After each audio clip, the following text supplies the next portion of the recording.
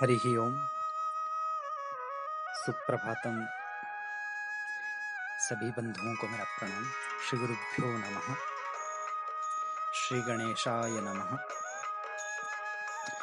वंदे देव उमापतिं सुरगुरुं वंदे जगत्कारणं वंदे पन्नगभूषणं मृगधरं वंदे पशूनां पतिं वंदे सूर्यशशाङ्कवह्निनयनं वंदे मुकुन्दप्रियं वंदे भक्तजनाश्रयं च वरदं वंदे शिवं शंकरम्।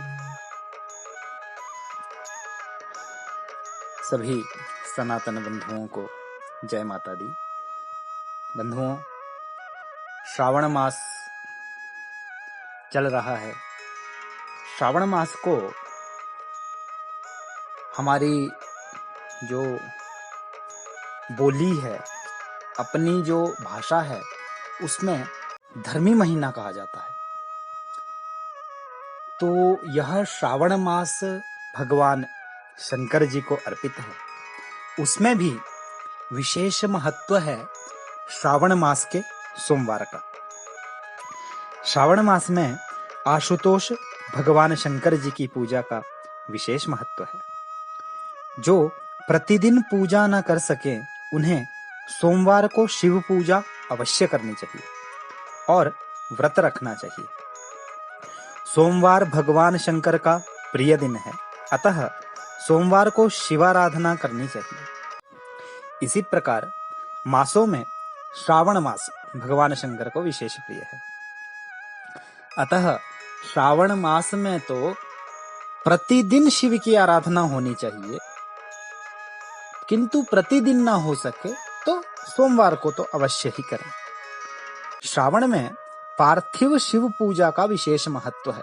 पार्थिव शिव पूजा अर्थात जो बिल्व की मिट्टी होती है, वाल्मीकि जो होती है, दीमक वाल्मीकि के द्वारा जो मिट्टी बनाई जाती है, उस मिट्टी से छोटे छोटे मिट्टी के शिवलिंग बना करके पार्थिव पृथ्वी के जो शिवलिंग होते हैं, वह पार्थिव शिवलिंग को बना करके उसकी प्रतिष्ठा करके उसका पूजन करना चाहिए।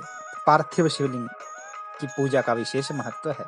अतः प्रतिदिन अथवा प्रति सोमवार को, अन्यथा प्रदोष व्रत को, प्रत्येक मास में प्रदोष व्रत होता है, उस प्रदोष व्रत को पार्थिव शिव की पूजा को अवश्य करना चाहिए। इस मास में जो यह श्रावण मास चला है, इसमें लघु रुद्र, महारुद्र अथवा अतिरुद्र का पाठ विद्वान ब्राह्मणों से जरूर करवाना चाहिए, तो आशुतोष भगवान प्रसन्न होते हैं। श्रावण मास में जितने भी सोमवार पड़ते हैं, उन सबको शिवजी का व्रत किया जाता है। इस व्रत में प्रातः गंगा स्नान अथवा किसी पवित्र नदी या सरोवर अथवा विधि पूर्वक घर में ही स्नान करके शिव मंदिर में जाकर स्थापित शिवलिंग का या अपने घर में पार्थिव मूर्ति बना करके, अथवा घर में नर्मदेश्वर हमारे पास होते हैं, नर्मदेश्वर जी का भी जो शिवलिंग हमारे पास घर में उपलब्ध है, उसका यथाविधि षोडशोपचार पूजन किया जाए तथा यथासंभव विद्वान ब्राह्मणों से रुद्राभिषेक करवाया जाए, तो इस व्रत का महात्म्य जो है वह बढ़ जाता है। और श्रावण मास में श्रावण महात्म्य या शिव महापुराण की कथा को सुनने का विशेष महत्व है। पूजन के पश्चात ब्राह्मण भोजन कराकर एक करने का विधान होता है। भगवान शिव का यह व्रत सभी मनोकामनाओं को पूर्ण करने वाला होता है। अब मनोकामना भेद से व्रत का विधान भी भिन्न भिन्न है, तो उसे आपको आगे की वीडियो में बताएंगे कि किस प्रकार से, किस कामना की पूर्ति के लिए क्या व्रत करना चाहिए और क्या विधान करना चाहिए, व्रत का अधिकारी कौन है, फल प्राप्ति किसे होती है। यह बहुत बड़ा विषय है और प्रायोगिक विषय है, प्रैक्टिकल विषय है। इस विषय में अभी अधिक नहीं कहूँगा। आप लोगों से यही कहूँगा कि श्रावण मास में भगवान आशुतोष महादेव है, देवों के देव है। उन्होंने सभी वैभवों को प्राप्त करके भी उनका त्याग कर दिया है। उनके पास सब कुछ उपलब्ध है, किंतु फिर भी वह मृग चर्म ही धारण करते हैं। वह किसी प्रकार के आभूषणों को नहीं धारण करते, वो भस्म से ही अपना श्रृंगार करते हैं। तो इस प्रकार के जो त्याग हमें सिखाते हैं, जिसे ये आशुतोष शिव से हमें सीखने को मिलता है।